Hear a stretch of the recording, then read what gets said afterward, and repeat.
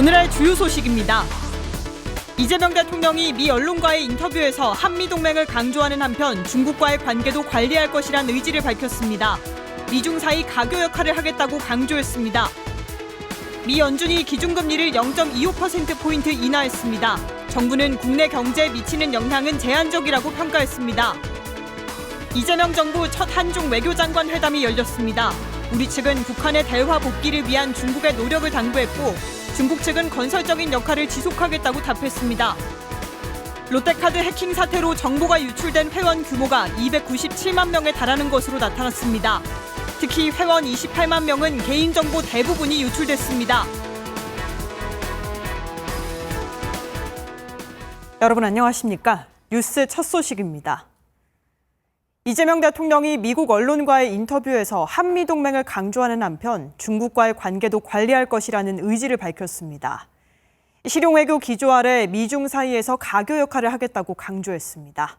박지선 기자입니다. 이재명 대통령이 취임 100일을 계기로 미국 시사잡지 타임지와 진행한 인터뷰가 공개됐습니다. 이 대통령은 외교 현안에 대해 실용 외교를 강조했습니다. 새로운 세계 질서와 미국 중심의 공급망 속에서 미국과 함께 할 것이라면서도 중국과의 관계를 적대시하지 않도록 잘 관리해야 할 필요가 있다고 말했습니다.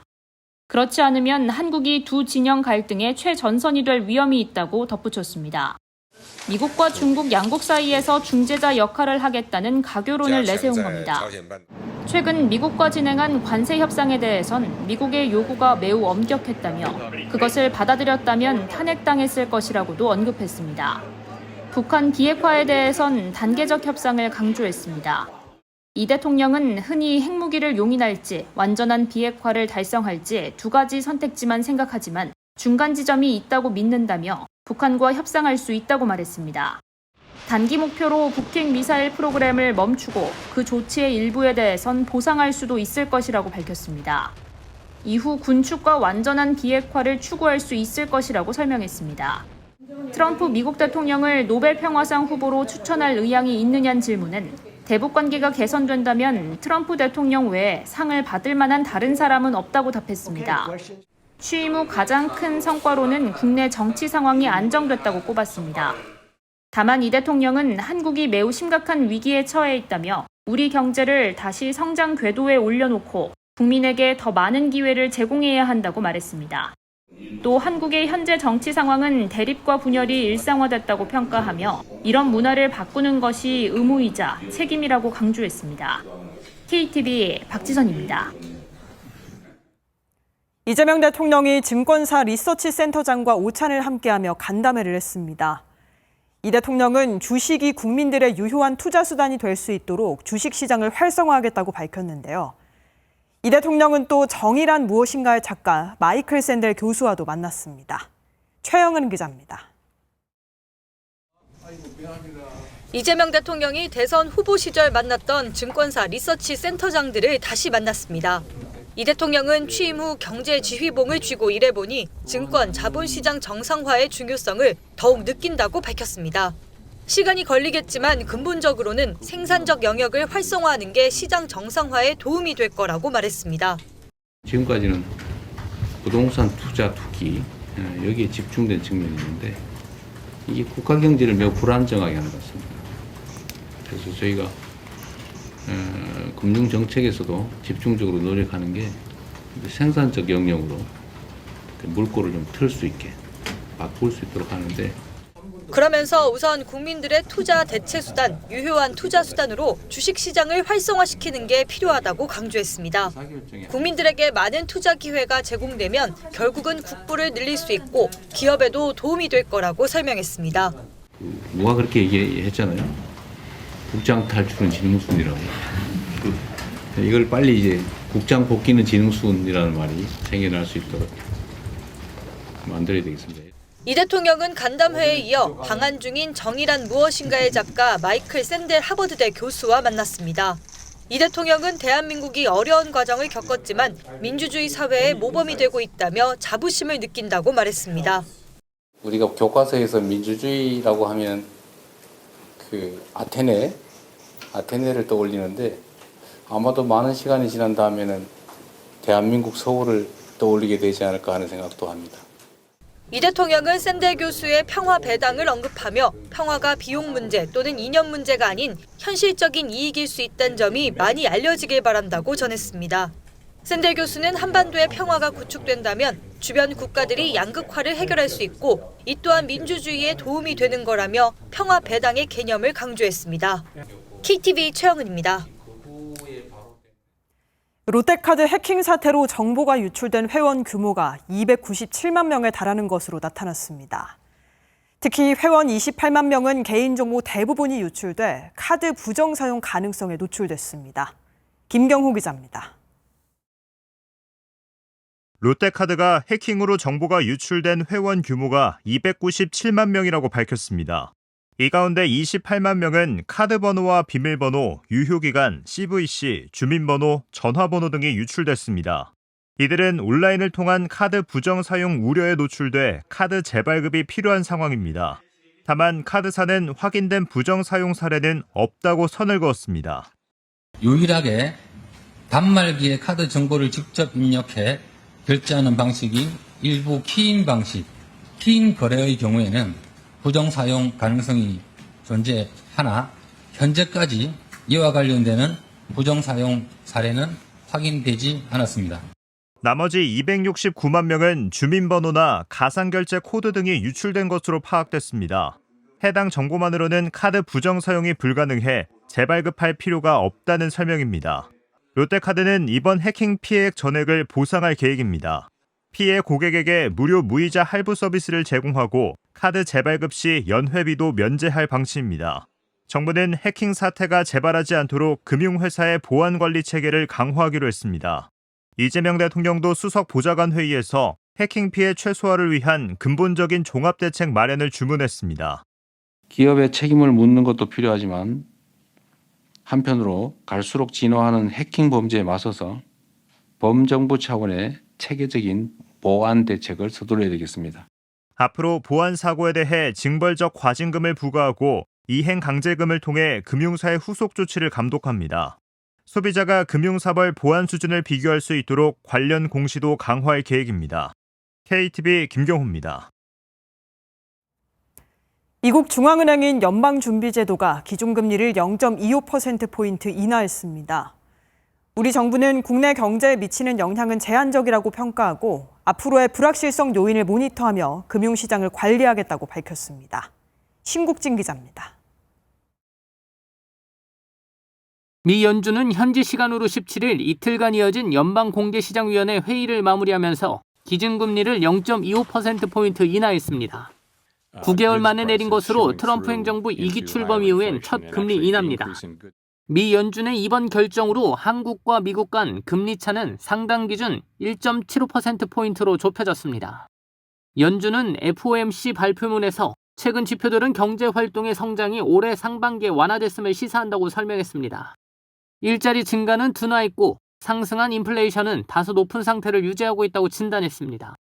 그러면서 경제 전망에 대한 불확실성이 여전히 높은 상태라며 금리 인하 결정 배경을 설명했습니다. 연준은 또 올해 말 기준금리 예상치의 중간값을 3.6%로 제시하며 올해 안에 0.25%포인트씩 두 차례 더 금리 인하가 단행될 것이라고 시사했습니다. 구윤철 경제부총리는 곧바로 확대 거시경제 금융회의를 주재하고 경제 상황을 점검했습니다. 구 부총리는 글로벌 금융시장은 대체로 시장이 예상한 수준의 금리를 인하했다며 향후 불확실성에 대한 제롬 파월 연준 위장의 인식에 주목하며 혼조세를 보였다고 평가했습니다. 국내 금융시장은 안정적인 흐름을 보이는 등 영향은 제한적이라고 진단하고 글로벌 불확실성 요인이 상존해 있는 만큼 주요 리스크 요인을 면밀하게 모니터링하며 대응하겠다고 강조했습니다. 정부와 한국은행, 금융감독원 등 관계기관은 앞으로도 수시로 긴밀히 소통하며 거시경제와 금융시장의 안정적 관리에 한치의 소홀함이 없도록 만전을 기하겠습니다. 한국은행도 미 연준의 금리 인하 소식에 국내 경기와 물가, 금융 안정 여건에 보다 집중할 수 있는 통화정책 운용 여력이 확보됐다고 평가했습니다. 그러면서 연준 위원들의 정책금리 전망이 다양한 의견으로 엇갈리고 있어 미국의 미래 통화정책 경로에 대한 불확실성이 크다며 시장 상황을 더욱 면밀히 점검할 필요가 있다고 강조했습니다. KTV 신국진입니다. 이재명 정부 첫 한중 외교장관 회담이 열렸습니다. 우리 측은 북한의 대화 복귀를 위한 중국의 노력을 당부했고 중국 측은 건설적인 역할을 지속하겠다고 답했습니다. 문기혁 기자의 보도입니다. 조현 외교부 장관과 왕이 중국 외교부장이 중국 베이징에서 첫 한중 외교장관 회담을 했습니다. 3시간에 걸쳐 회담과 만찬을 하고 한중 전략적 협력 동반자 관계 발전을 약속했습니다. 조 장관은 우리 정부가 대화와 협력을 통해 한반도의 비핵화와 평화 실현을 위한 실질적 진전을 추구하고 있다고 밝혔습니다. 그러면서 북한의 대화 복귀를 위한 중국 측의 노력을 당부했습니다. 왕 부장은 한반도 평화 안정을 위한 건설적 역할을 지속해 나갈 거라며 지속 소통하자고 답했습니다. 조 장관은 회담 후 현지 특파원들을 만나 한반도 비핵화에 대해 디테일로 들어가지 못했다면서도 중국의 대한반도 정책은 변함없다는 이야기를 나눴다고 설명했습니다. 지난 중국 전승절 계기 북중 정상회담 결과에 한반도 비핵화 언급이 빠졌는데 한반도 문제에 대한 중국의 입장을 재확인한 겁니다. 회담에서는 다음 달 말 경주 에이펙 정상회의 계기에 시진핑 중국 국가주석이 방한하는 일정도 협의했습니다. 조 장관은 특파원 간담회에서 시 주석 방한이 확실한 것으로 느꼈다고 말했습니다. 10월 말 11월 초 에이펙 정상회의를 앞두고 시진핑 주석의 에이펙 참석을 위해서 한중 간에는 현재 긴밀히 협의하고 있습니다. 회담에서는 중국이 서해 한중 잠정 조치 수역에 무단으로 설치한 구조물 문제도 논의했습니다. 조 장관은 특파원 간담회에서 중국 측이 아주 성실한 답변을 했다고 강조했습니다. 문제 제기를 했고 중국 측은 한중 간 실무 협의가 이미 잘 진행되고 있으니 문제를 잘 관리해 나가자고 했다고 전했습니다. KTV 문기혁입니다. 빚으로 허덕이는 소상공인과 자영업자의 재기를 위해 마련된 제도가 있습니다. 새출발 기금인데요. 22일부터 이들을 위한 채무조정 지원이 강화돼 대상이 확대되고 절차는 단축됩니다. 강재희 기자의 보도입니다. 동네에서 작은 샐러드 가게를 운영하던 최호열 씨. 코로나19를 힘겹게 버텨냈지만 평생 모은 1억 원을 사기로 모두 잃었습니다. 늘어나는 빚으로 생활조차 막막했습니다. 엄청 막 압박주고 이러니까 이게 제가 이거를 뉴스만 보고 막 이렇게 느끼다가 당하니까 이게 너무 막 잠도 안 오고 무서운 거예요. 최 씨는 그 무렵 새출발 기금을 알게 됐습니다. 신청을 통해 빚 80%를 감면받고 상환 기간도 조정됐습니다. 진짜 완전 힘이 엄청 되겠다. 이거면 뭐든 할 수 있겠는데? 이렇게 된 거죠. 마음가짐이 좀 약간 확실히 달라진다? 정부가 새출발 기금을 통한 취약계층의 채무 조정을 강화하기로 했습니다. 지원 범위가 넓어집니다. 지난해 12월부터 올해 6월까지 이 기간 중에 창업한 소상공인과 자영업자도 새출발 기금 지원 대상에 포함됩니다. 기존 기간은 2020년 4월부터 지난해 11월이었습니다. 빚 1억 원 이하인 중위소득 60% 이하 부실차주의 무담보 채무와 사회 취약계층의 채무에 대해서는 거치 기간을 최대 3년, 상환 기간을 최대 20년으로 늘렸습니다. 중개형 채무조정 절차도 단축됩니다. 중개형이란 신용회복위원회를 통한 3개월 미만 연체자와 담보채무에 대한 채무조정을 말합니다. 기존에는 부동의 채권을 새출발 기금이 매입해야만 약정 가능했습니다. 앞으로는 채무조정 신청 채권 중 하나라도 조정되면 모든 채권에 대해 약정을 먼저 체결할 수 있도록 했습니다. 채권 매입은 그 이후에 진행되도록 해 신청부터 약정까지 기간이 줄어듭니다. 새출발 기금 신청 채권액 기준으로 채권 기관의 절반 이상이 동의하면 부동의 채권은 기존 기관이 보유해 채무자 불편과 기금 부담을 줄이도록 했습니다. 10월부터는 새출발 기금 신청 시 햇살론, 생계급여 등 다른 지원도 함께 안내받게 됩니다. 서민 소상공인 등 취약계층이 금융을 통해 재기하고 안정적인 생활로 돌아가고 다시 금융을 이용하는 선순환을 구축하겠습니다. 개선안은 9월 22일부터 시행됩니다. KTV 강재입니다.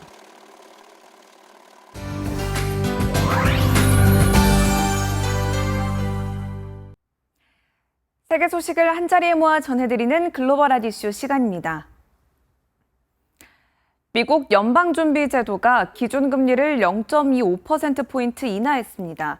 올해 안에 추가 인하 가능성도 열어뒀는데요. 이와 함께 연준의 독립성도 강조했습니다. 자세히 보시죠. 미국 연준이 올해 처음으로 금리를 인하해 정책금리를 4에서 4.5% 구간으로 낮췄습니다. 제롬 파월 연준 의장은 물가는 여전히 높지만 고용 둔화 위험이 커졌다며 경기 침체 가능성을 우려했습니다.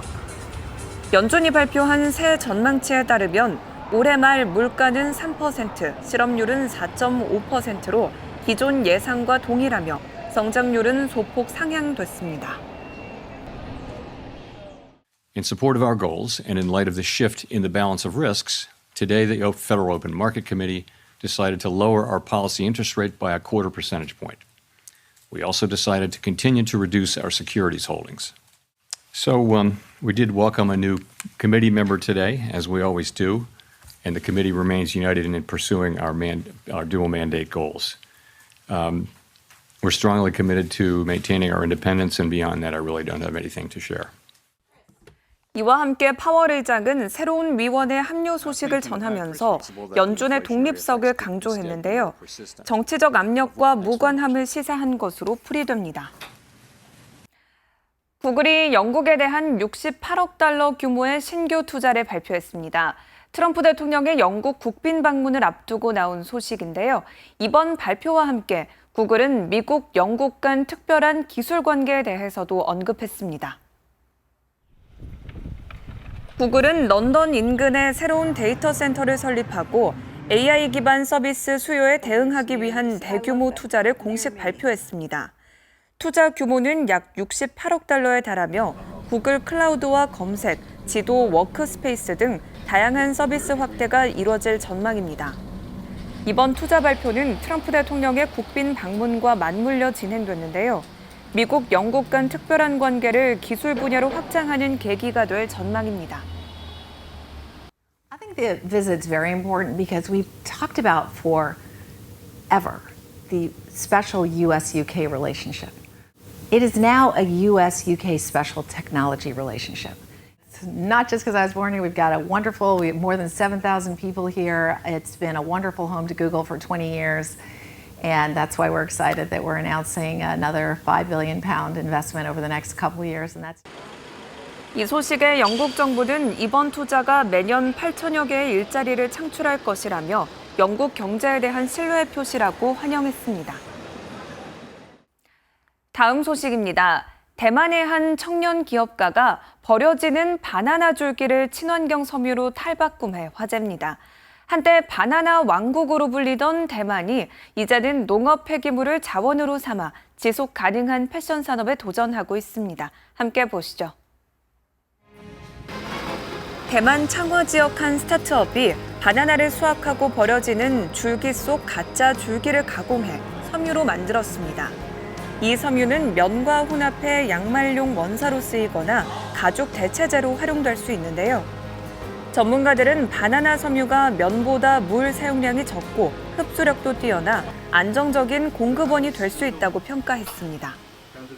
就是这块地同时可以产出食物也可以产出材料，那我们就是 base 这种概念下去做目前我们现在在做的事情，所以我们现在在所有东西的来源一定是食粮农业或食粮工业的剩余物质，我们去把它转化成材料，那我们就会把它收集之后到我们这边，然后经过碾压破碎，然后灭菌发酵，然后再进行脱胶。 이 스타트업의 창업자 넬슨 양은 농업 부산물을 패션 소재로 전환해 글로벌 브랜드와 협력하는 것이 목표라며 지속 가능성의 가치를 강조했습니다. 마지막 소식입니다. 페루 사막에서 약 800만 년에서 1200만 년 전 돌고래 화석이 발견됐습니다. 고대에는 바다였던 지역에서 나왔다는데요.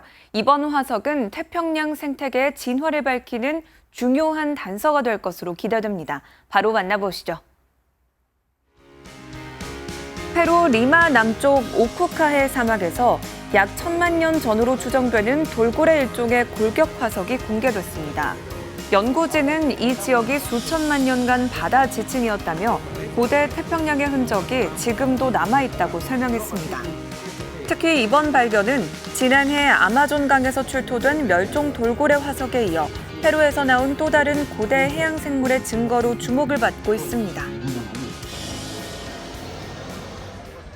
Se ha descubierto el esqueleto de una especie de marsopa, ¿ya?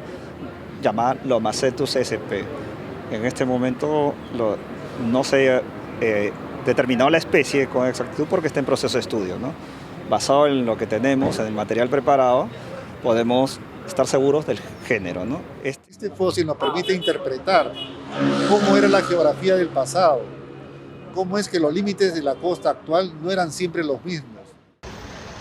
한편 과학자들은 이번 화석이 고대 태평양 생태계 복원을 위한 중요한 단서라고 전하며 국제학계와 공유할 계획이라고 밝혔습니다. 지금까지 글로벌 핫 이슈 전해드렸습니다.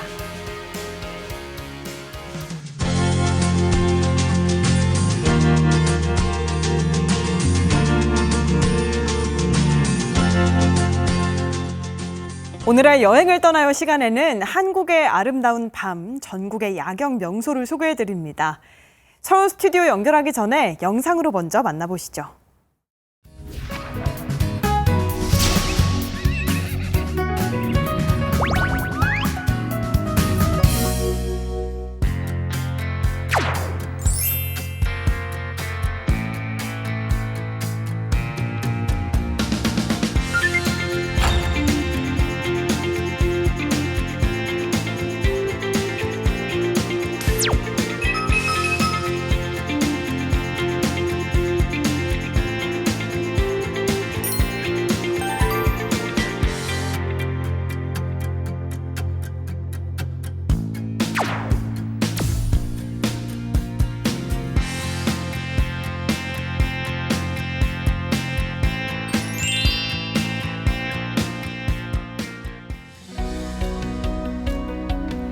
날씨가 조금씩 선선해지면서 열대야가 끝나고 밤 산책 즐기시는 분들 많을 텐데요.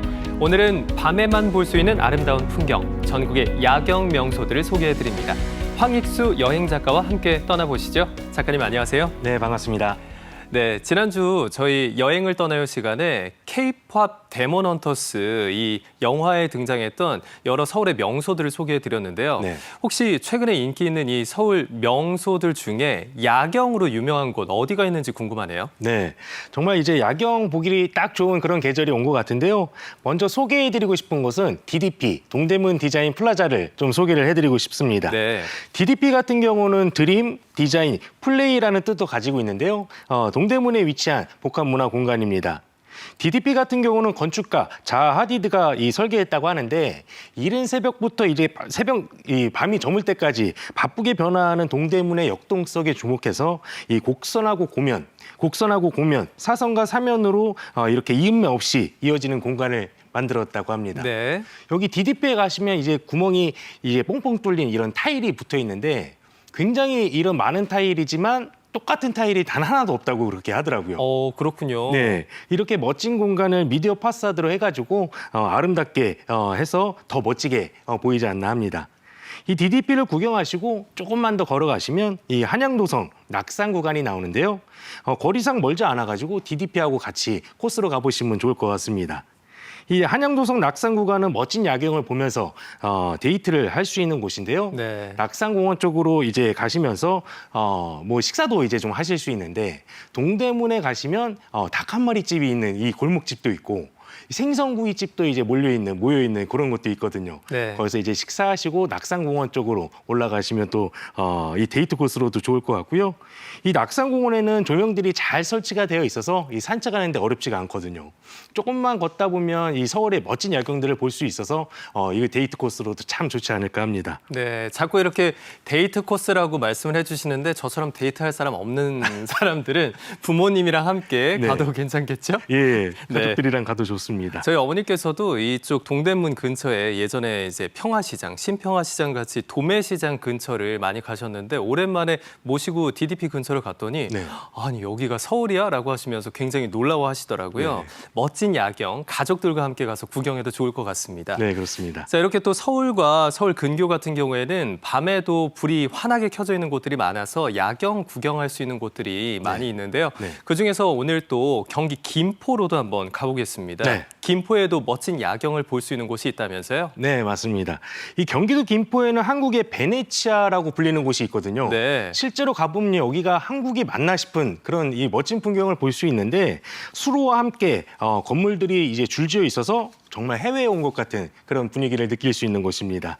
라베니체는 한강중앙공원에서 이 수변 산책길을 따라서 이어지는데요. 한강중앙공원 같은 경우는 짙은 노급 속에서 힐링할 수 있는 곳입니다. 공원에는 음악 분수도 있어서 앉아서 이 음악 분수를 보면서 쉴 수도 있고요. 잠시 쉬기에도 좋고요.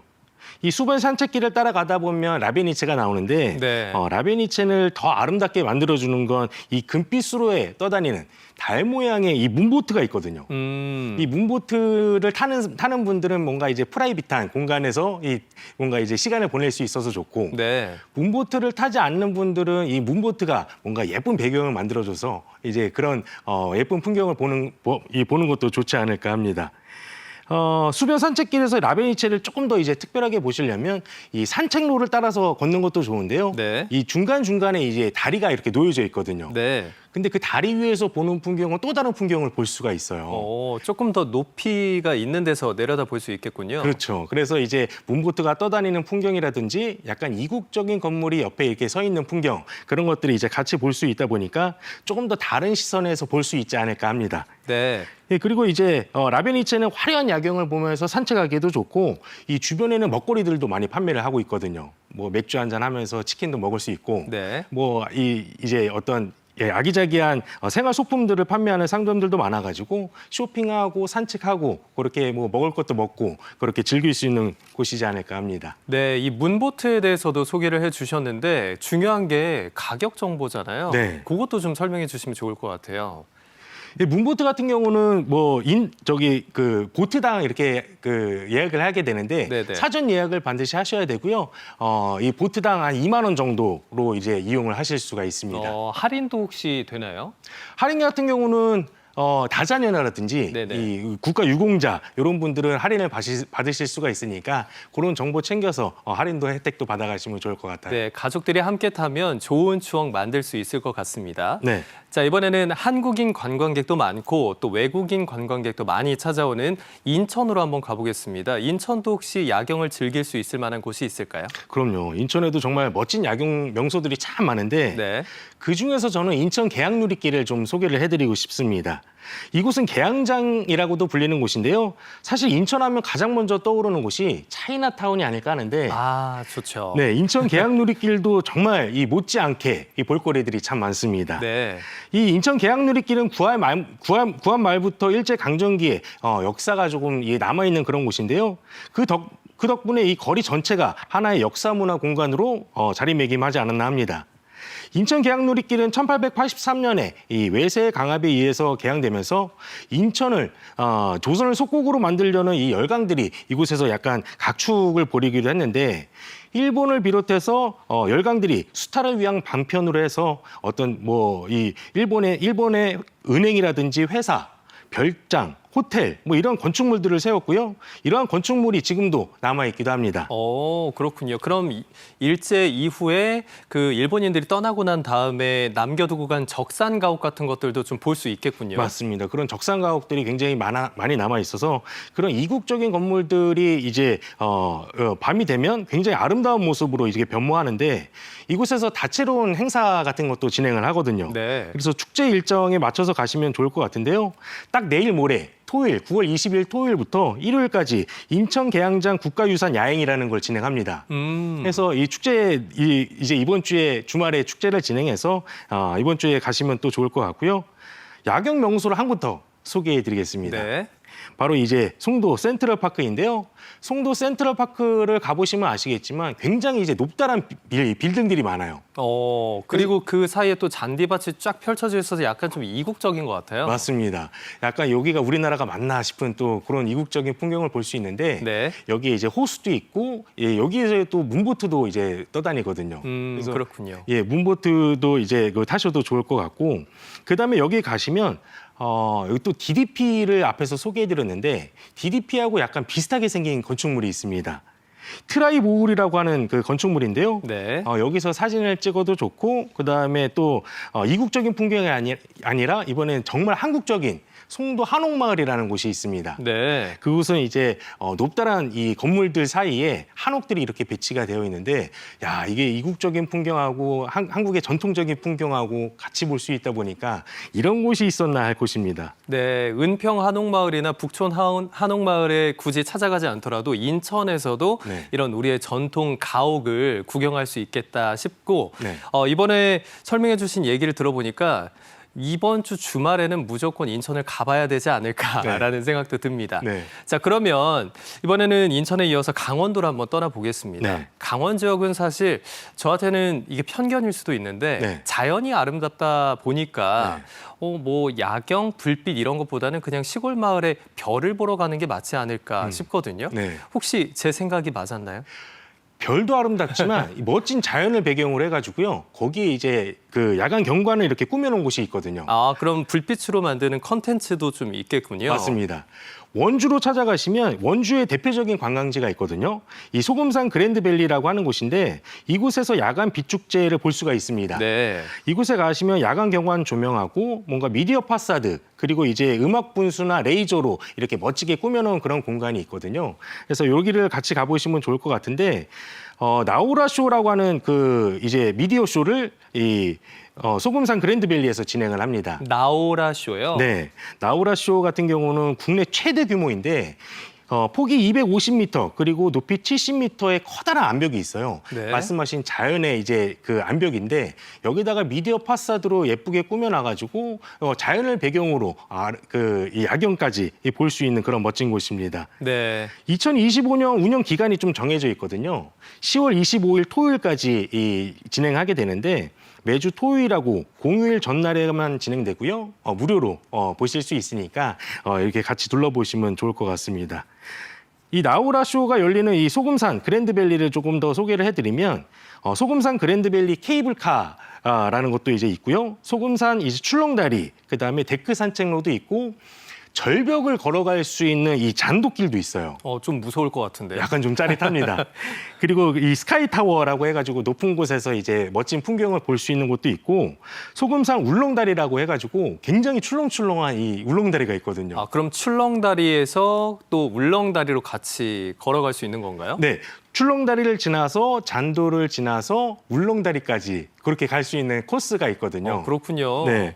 그래서 여기 다양한 즐길거리가 있다 보니까 낮에는 이런 출렁다리, 잔도, 울렁다리 이렇게 좀 즐겨보시면 될 것 같고 저녁에는 나우라 쇼까지 같이 즐겨보시면 어떨까 합니다. 네, 소금산 출렁다리 같은 경우에는 워낙 그동안 유명했기 때문에 낮에 구경 가시는 분들 네. 많으셨을 텐데 네. 또 오늘 소개해 주시는 정보를 들어보니까 밤에 가도 좋은 곳이 바로 원주시가 아닐까라는 생각이 듭니다. 맞습니다. 자, 그러면 이번에는 충청남도 지역으로 한번 내려가 볼게요. 네. 바로 부여인데요.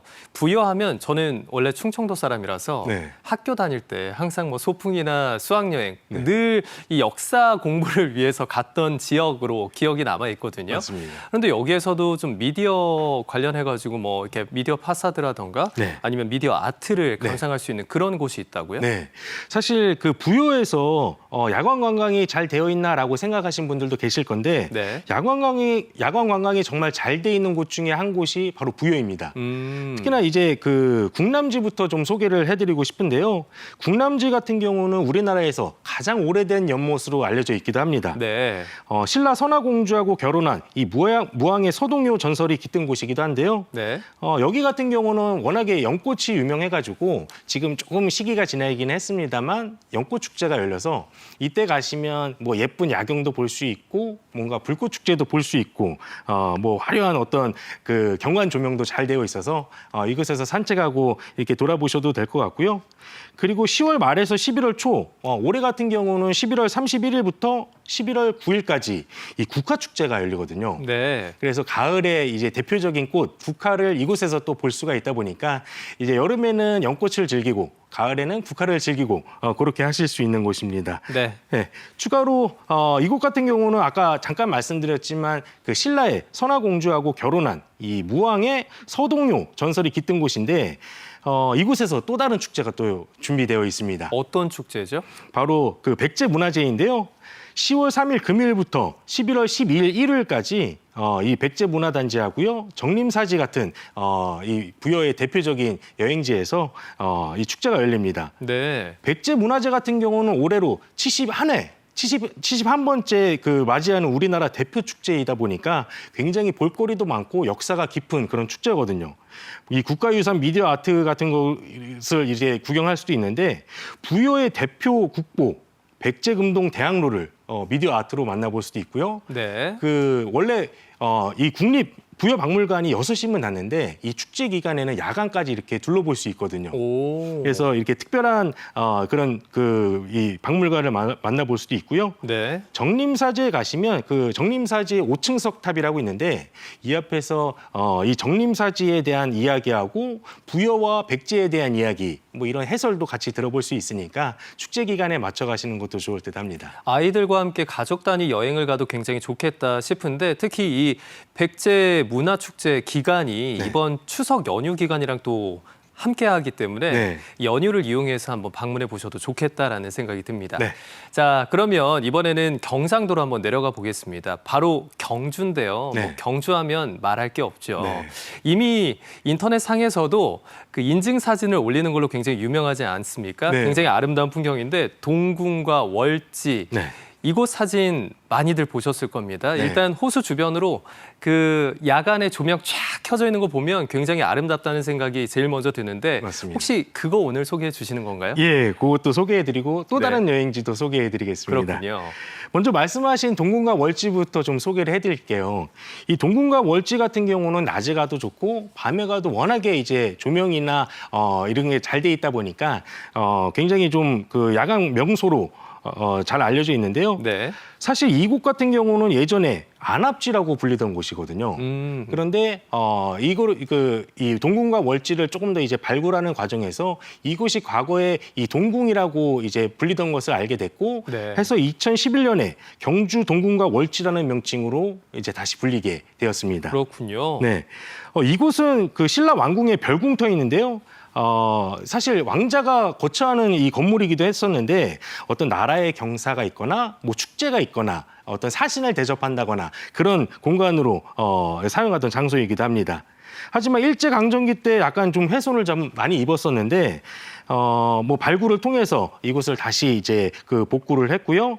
지금은 이렇게 아름다운 모습을 볼 수 있는 현재의 모습으로 다시 돌아왔습니다. 네. 그래서 여기에 이 동궁과 월지에 가셔서 이 산책하는 데는 한 15분, 20분 정도 걸릴 거거든요. 예쁜 야경 보시고 사진도 찍고 하고 보시면 좋을 것 같고요. 그 다음에 동궁과 월지에서 멀지 않은 곳에 또 야경 명소가 또 한 곳 있습니다. 어디죠? 바로 월정교라고 하는 곳인데요. 대략 차로 한 5분이면 도착하는 거리라서 같이 코스로 가보시면 좋을 것 같아요. 그렇군요. 이곳은 통일신라 시대 때 교량인데요. 사실 조선시대 때 없어졌던 것을 고증을 통해 가지고 그것을 이제 복원한 다리입니다. 길이가 66m 정도 되고 높이는 6m, 폭은 13m의 굉장히 커다란 교각인데요.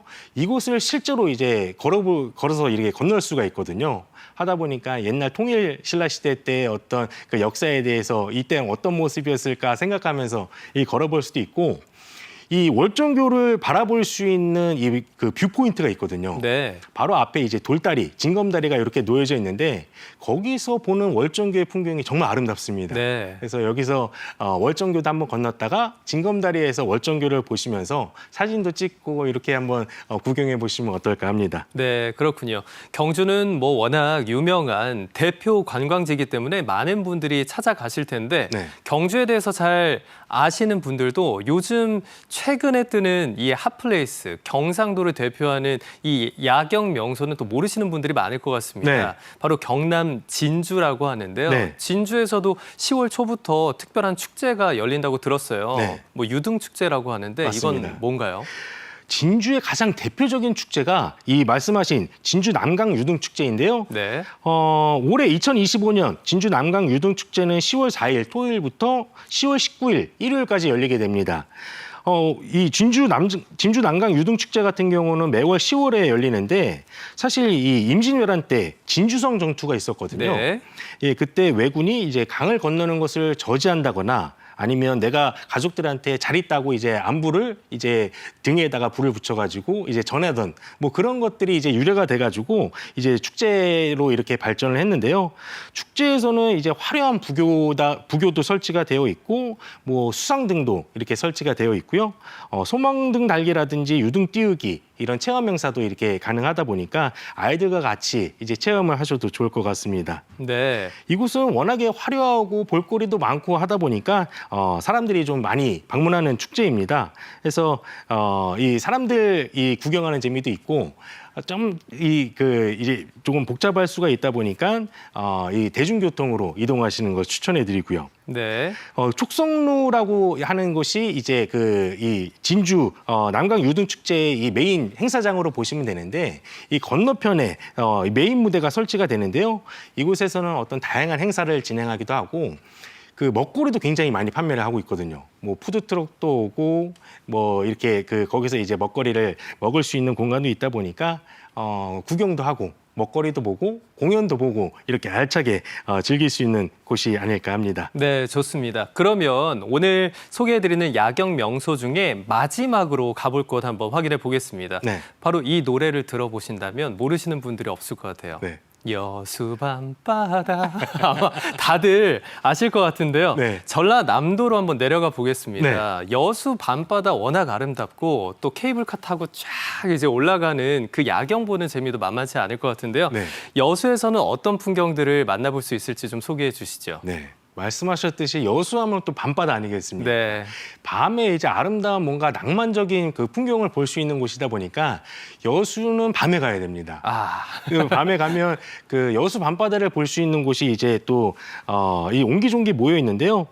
낭만 포차거리라고 있거든요. 네. 이곳은 이제 요즘에는 잘 없는 포장마차에서 그 소주도 한잔 할 수 있고 뭐 드론드론 얘기도 할 수 있고 그런 이제 포장마차에서만 느낄 수 있는 낭만을 이제 즐길 수 있는 곳인데 낭만 포차 바로 앞에 그 케이블카 말씀하셨던 케이블카도 지나가고 네. 거북선대교라고 이제 커다란 이제 다리가 있거든요. 여기도 알록달록 이제 빛을 내고 있고 네. 조금만 더 안쪽으로 들어가면 빨간 등대가 하나 있습니다. 네. 이 하멜 등대라고 하는데요. 우리한테 이 하멜 푸르기로 알려진 이 하멜 씨가 이곳에서 좀 머물렀다라고 해가지고 빨간 등대가 또 예쁘게 서 있어서 이곳에서 사진도 찍고 먹거리도 먹고 이렇게 케이블카도 타고 하면 좋을 것 같습니다. 네.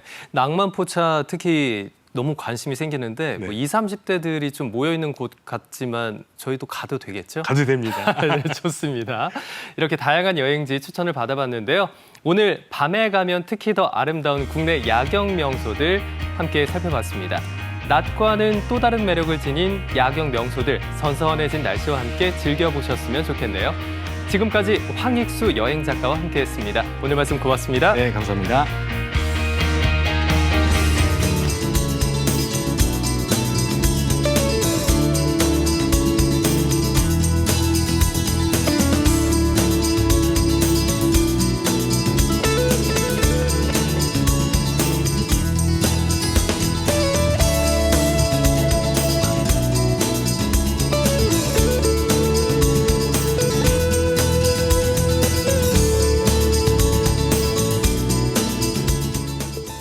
조금 전 대통령실에서 브리핑이 진행됐습니다. 함께 보시겠습니다.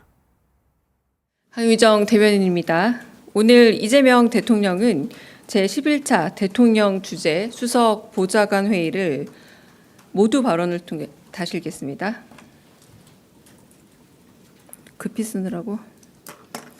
강유정 대변인입니다. 오늘 이재명 대통령은 제11차 대통령 주재 수석 보좌관 회의에서 모두 발언을 통해 청년의 어려움은 장기간 누적된 경제 사회적 문제들이 악화되어 빚어진 구조적 문제라면서 단기 처방을 통해 정책의 효능감을 높이고 구조적 문제점들을 해결하려는 지속적 노력이 동시에 뒤따라야 한다고 강조했습니다. 더불어 청년들이 직면한 일자리, 주거 문제 등을 해결하고 청년들에게 새로운 희망과 기회를 주기 위한 국민주권 정부 청년 정책 추진 방향에 대해 수석, 보좌관, 비서관 및 행정관들과 함께 토론했습니다. 이재명 대통령은 청년 담당관에 임용된 2명의 청년에게 임명장을 직접 수여하고 이들이 준비한 발제를 듣고 다양한 사안에 대한 의견을 묻고 경청했습니다. 청년 담당관은 청년 정책 추진 방향의 개요 및 배경을 각 수석실에서는 경제, 사회, 미래 과학 분야에 대한 핵심 청년 정책을 발제했습니다. 정무수석실에서는 지역 청년을 위한 핵심 정책을, 경청통합수석실에서는 청년이 주체가 되는 사회에 대해 각각 발표했습니다. 이재명 대통령은 사회 분야 청년 성평등 인식 개선 문제 발표에서 20대 여성의 73.3%가 여성차별을 심각하게 보고 20대 남성의 70.4%는 남성차별을 심각하게 여긴다는 상반된 인식조사에 깊은 관심을 보이면서 청년 여성과 남성들이 대화와 토론을 할 공론장이 필요한 것이 아닌가 물었습니다. 미래 과학 분야 핵심 청년 정책에 대해서는 기초 자료 연구가 AI에 상당히 의존하게 될 만큼 늘어난 R&D 지원금의 사용과 배분 방식에도 달라진 환경과 변화가 반영되어야 하는 것은 아닌가 질문했습니다. 이어 예산 규모가 큰 만큼 사용에 낭비나 부패가 있어서는 절대 안 된다고 강조했습니다. 마지막으로 군대를 기술적으로 정예화하고 좋은 일자리로 만드는 방안 역시 고민해 봐야 한다고 제안하기도 했습니다. 이상입니다. 마이클 샌델 미국 하버드대 교수 접견 관련해서 브리핑하겠습니다. 이재명 대통령은 오늘 오후 집무실에서 정의란 무엇인가의 저자인 마이클 샌델 미국 하버드대 교수를 접견했습니다. 이 대통령은 2021년 대선 후보 시절 샌델 교수와 정의와 공정에 대해 화상 대담을 나눈 인연이 있으며 오늘 4년여 만에 다시 만나 민주주의와 평화 공존에 대한 의견을 교환했습니다. 이 대통령은 샌델 교수가 말하는 정의로운 사회와 평화 배당의 개념이 대한민국 국민들에게 각별하다면서 빛의 혁명을 통해 정의롭고 민주적인 공동체를 현실 사회에서 만들어가는 모범이 되고 있다 강조했습니다. 그러면서 이익 배당은 세속적인 개념이라 오히려 교수님 같은 분이 민주주의와 정의, 평화가 현실적 이익이라고 언급하는 게 매우 중요하다고 말했습니다.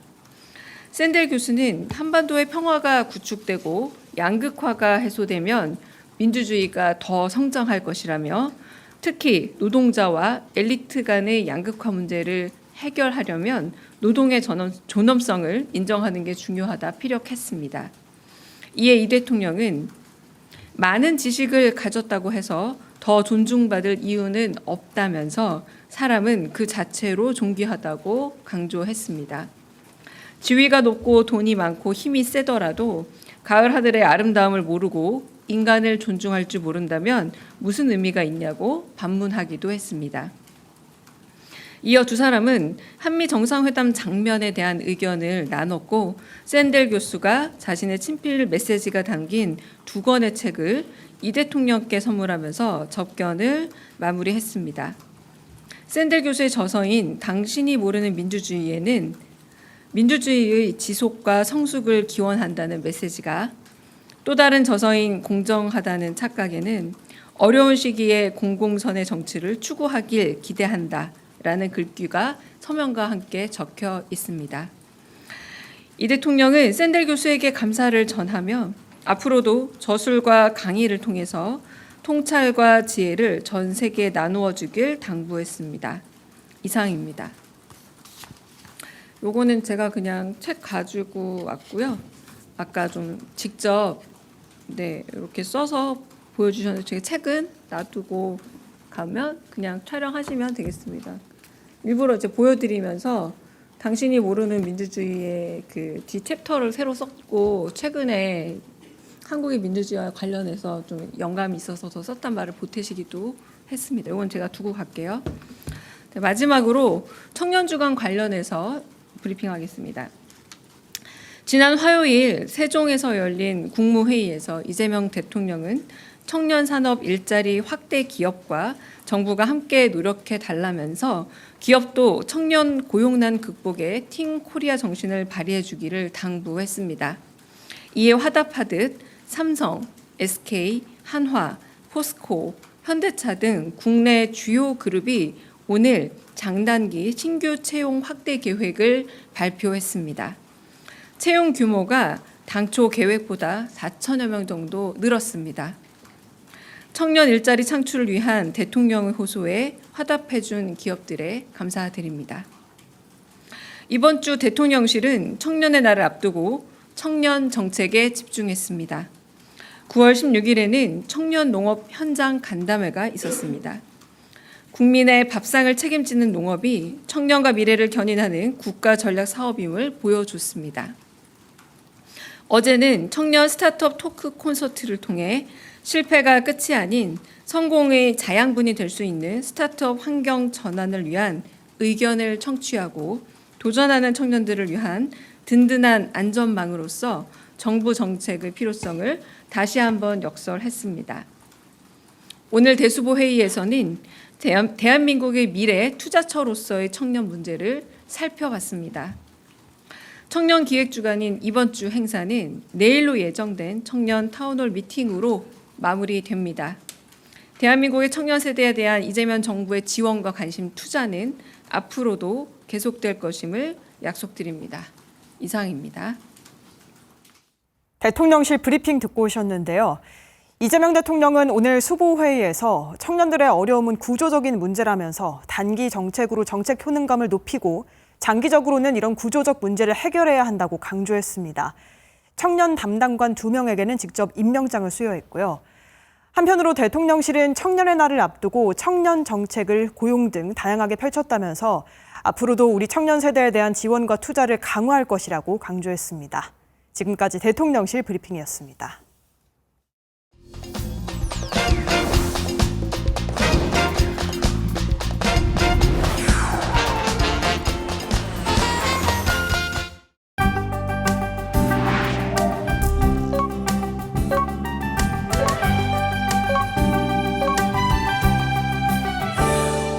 우리 기업 진출과 교민 공동체가 활발한 나라 베트남. 최근에 럼 서기장의 방한으로 양국 관계가 다시 한번 주목받고 있는데요. 고위급 교류 소식부터 향후 협력 방향까지 최영삼 주 베트남 대사 연결해 들어봅니다. 대사님 안녕하세요. 네, 안녕하십니까. 최영삼 대사입니다. 네, 반갑습니다. 자, 가장 먼저 최근 소식으로 시작해 봅니다. 지난달에 럼 베트남 서기장이 한국을 방문했는데요. 이재명 정부 출범 이후 맞는 첫 국빈이었는데 전체적인 성과를 짚어본다면 어떤 게 있을까요? 네, 여러 가지 물론 성과 또 의의가 있겠습니다만 가장 중요한 2가지 의의가 있다고 말씀드릴 수가 있겠습니다. 첫 번째는 상호에게 가장 중요한 파트너임을 서로에게 그리고 국제사회에 분명히 알리고 확인시켰다는 뜻이 있겠습니다. 사실 첫 번째 국빈 방한이라는 게 굉장히 중요한데요. 베트남 입장에서는 우리 신정부 출범 이후에 첫 번째 국빈 방한하는 나라가 되기 위해서 굉장히 강력한 희망을 표시해 왔습니다. 그만큼 한국을 중시한다라는 뜻을 보이고 싶었던 것입니다. 또 우리 입장에서는 베트남이야말로 첫 번째 국빈 방한 손님으로 맞이해야 되겠다라는 결정을 한 것입니다. 그렇게 해서 서로에게 전 세계에 대해서 서로 정말 중요한 나라라는 것을 분명히 행동으로 보여준 것입니다. 그리고 2번째는 양국 정상께서 만나셔서 양국 관계가 지금까지 정말 잘해왔다라고 공개적으로 평가하고 하지만 앞으로 더 잘해 나갈 것이다 라는 의지를 대내외적으로 천명하신 데 있습니다. 다시 말씀드려서 전통 교육 투자나 이런 부분에서 굉장히 잘했지만 앞으로는 첨단 분야나 인프라나 방산 등 모든 분야에서 더 잘해 나갈 수 있다라고 구체적인 협력 방침을 천명한 데 있습니다. 네. 이재명 대통령과 베트남 서기장은 지난달에 정상회담을 갖고 공동 성명도 발표했는데요. 먼저 주요 내용을 직접 들어보시죠.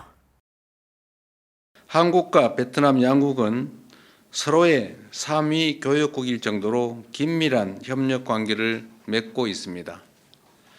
올해 한 베트남 FTA 발효 10주년을 맞아 우리 양국은 2030년까지 교역 규모 1,500억 불 목표를 달성하기 위한 노력을 더욱 강화해 나가기로 하였습니다.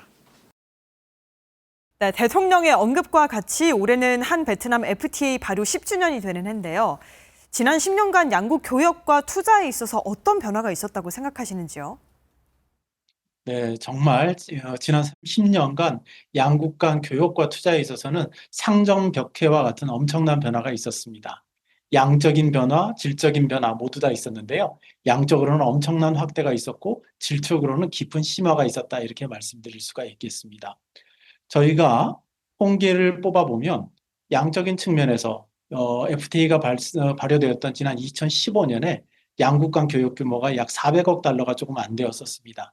하지만 작년에는 거의 900억 달러에 달했습니다. 한마디로 말씀드려서 불과 10여 년 만에 양국 간 교역 규모가 2배 넘게 크게 성장했다라는 말씀이 되겠습니다.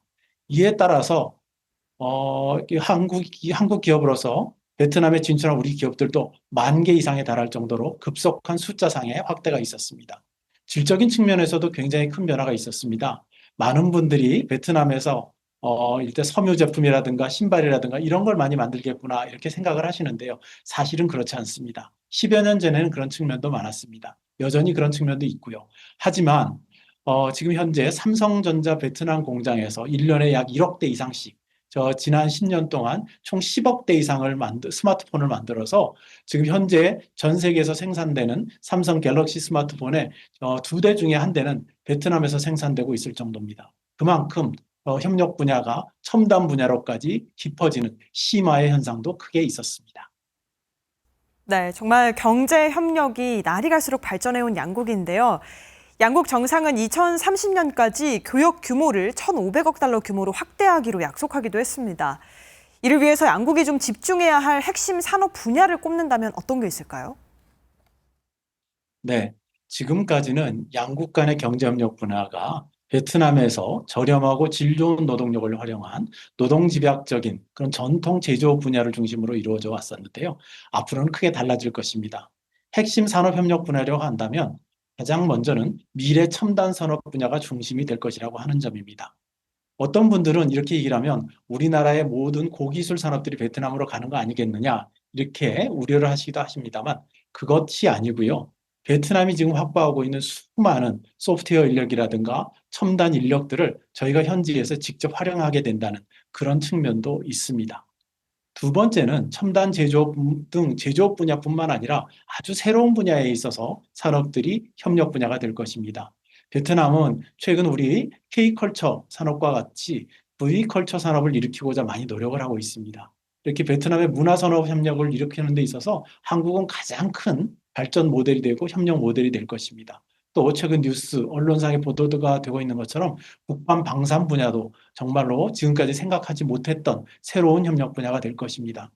끝으로는 베트남도 이제 한국과 같이 모든 것을 잘 갖춘 현대화된 국가 건설을 하기 위해서 노력하고 있는데요. 이를 위해서 고속철이라든가 원전이라든가 스마트 공항이라든가 스마트 항만 같은 여러 가지 인프라를 건설하고 있습니다. 여기에 세계적인 기술 수준과 능력을 갖춘 우리 기업들이 진출하는 것 역시 새로운 협력 분야가 될 것입니다. 아주 크게 기대가 됩니다.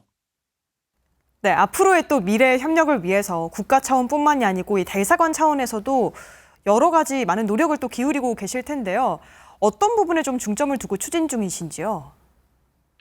네, 지난달 8월 중순에 또롬 당서기장님의 국빈 방한이 끝난 다음에 저는 여기 베트남 하노이에 돌아와서 정말 바빴습니다.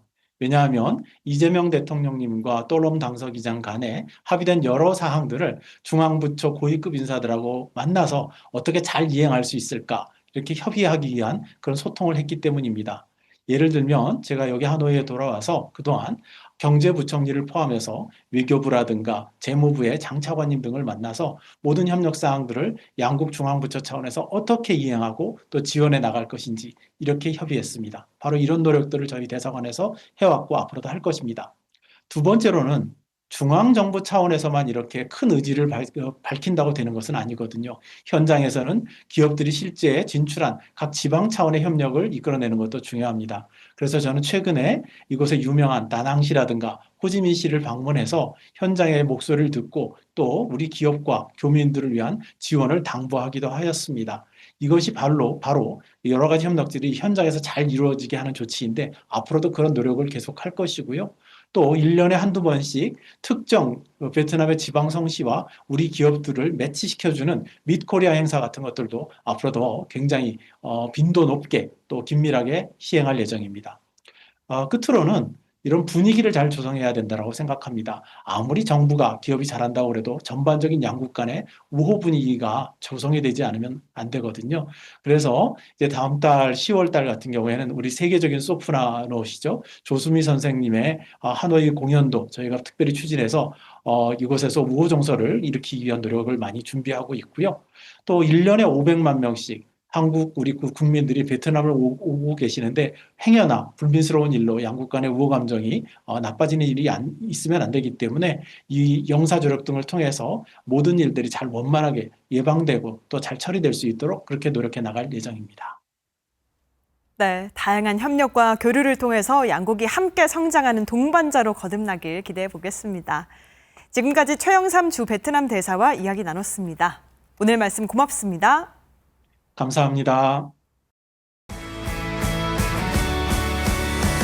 마음을 좀 편히 먹어도 될걸 지금 아무도 없잖아 너의 나와 하늘과 바다 그뿐인걸 수많은 사람들 속 어쩌면 지쳤던 걸지 몰라 수고했다 참